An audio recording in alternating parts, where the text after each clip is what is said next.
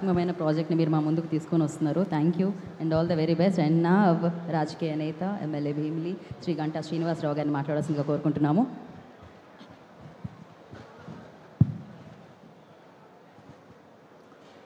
ముందుగా గౌరవనీయులు పెద్దలు శ్రీ శ్రీ శ్రీ చిన్నజీర స్వామి గారి పాదపద్మాలకు నమస్కారాలు తెలియజేసుకుంటూ, ఏదైతే ఈరోజు సిటీ ఆఫ్ డెస్టినీ ఆంధ్రప్రదేశ్లోనే కాదు మొత్తం భారతదేశంలోనే ఒక ప్రత్యేకమైన గుర్తింపు పొందిన ప్రాంతం విశాఖ నగరం.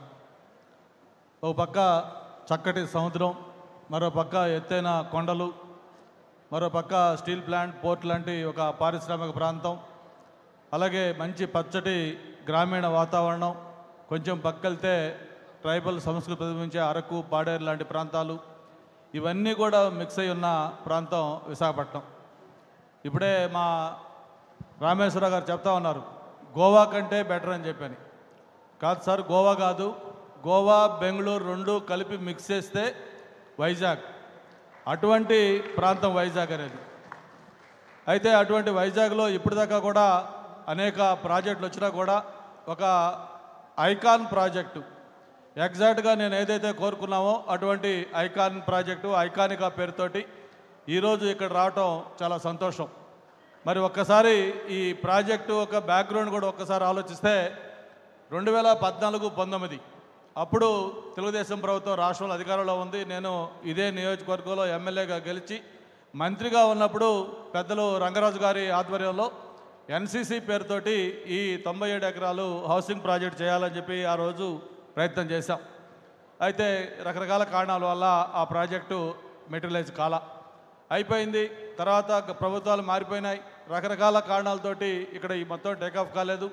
మళ్ళీ ఈ 2024 ఎన్నికల తర్వాత ప్రభుత్వం వచ్చిన తర్వాత మన మురళీ గారు దీన్ని ఇట్లా చేయాలి అని చెప్పి అంత ముందు 1-2 సార్లు మాట్లాడినప్పుడు నేను కూడా చెప్పాను, నేను ఇక్కడ లోకల్ ఎమ్మెల్యేగా చెప్తున్నాను, చాలా మంచి ప్రాజెక్ట్ అవుతుంది, మీరు చేయండి అంటే ఆయన దాన్ని ముందుకు తీసుకెళ్ళి మరి ఒక పక్క ఏఎస్ఆర్ గారు, మళ్ళీ గంగరాజు గారు, మళ్ళీ వేణు అందరితో కలిపి ఈరోజు ఒక చక్కటి బ్యూటిఫుల్ ప్రాజెక్ట్ దీన్ని లాంచ్ చేయడం జరిగింది. అది కూడా ఎవరైతే ఒక దివ్యమైన ఆశీస్సులు అందించే పెద్దలు చిన్నజీర స్వామి గారి చేతుల మీదుగా ఈరోజు ఇంతమంది ప్రముఖుల సమక్షంలో ఈ ప్రాజెక్ట్ స్టార్ట్ చేసుకోవడం చాలా సంతోషం.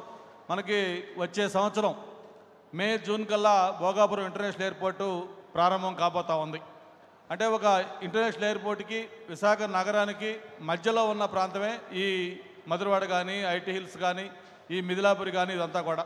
అటువంటి ప్రాంతంలో ఒక పక్క టీసీఎస్ వస్తూ ఉంది, మరో పక్క గూగుల్ వస్తూ ఉంది. ఇంకా ఇట్లాంటి మొత్తం మొన్ననే ఆర్సీఎల్ మెటల్ ఇక్కడ 1,00,000 కోట్లతోటి ప్రాజెక్టు స్టీల్ ప్లాంట్ అనౌన్స్ చేశారు. ఎన్టీపీసీది ఒక 1.5 lakh crores తోటి మొన్నే పీఎం గారు చేతుల మీదుగా ఫౌండేషన్ వేసుకున్నాం.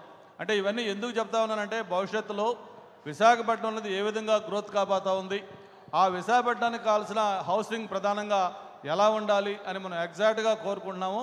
దానికి రిప్లికాయే ఈ ఐకానిక్ ప్రాజెక్టు. ఎప్పుడు కూడా హైదరాబాద్ గురించి మనం చెప్పుకుంటాం, ఒక మాదాపూర్, గచ్చిబౌలి, కొండాపూరు ఎలాగైతే అభివృద్ధి చెందుతుందో విశాఖపట్నంలో భవిష్యత్తు మాదాపూరు, గచ్చిబౌలి లాగా తయారయ్యే ప్రాంతం ఈ ప్రాంతం. ఇటువంటి ప్రాంతంలో ఇంత లగ్జరియస్ విల్లాస్ కానీ, కమర్షియల్ స్పేస్ కానీ, అపార్ట్మెంట్లు కానీ, మల్టీప్లెక్స్ కానీ, 5 స్టార్ హోటల్స్ కానీ అన్నీ కూడా అన్నీ ఒక ప్లేస్లో దొరికే విధంగా ఎక్సలెంట్ ప్రాజెక్టు తయారైంది.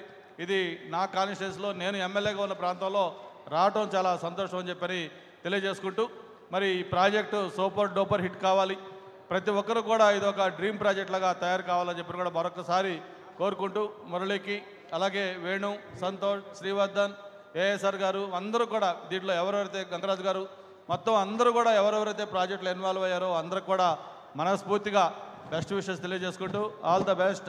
Thank you. As a local ఎమ్మెల్యేగా మీకు ఎటువంటి సపోర్ట్ కావాలన్నా ఎప్పుడు తప్పకుండా ప్రభుత్వం నుంచి మేము అందిస్తామని చెప్పి మరొకసారి తెలియజేసుకుంటూ సెలవు తీసుకుంటా ఉన్నాం. జై హింద్. మరొకసారి మీ సపోర్ట్కి కృతజ్ఞతలు తెలియజేసుకుంటున్నాం. ఇది ఆల్రెడీ సూపర్ డూపర్ హిట్ అయిపోయిందండి. సో వారి బ్లెస్సింగ్స్తో మొదలైంది కాబట్టి ఇది సూపర్ డూపర్ హిట్ డెఫినెట్గా.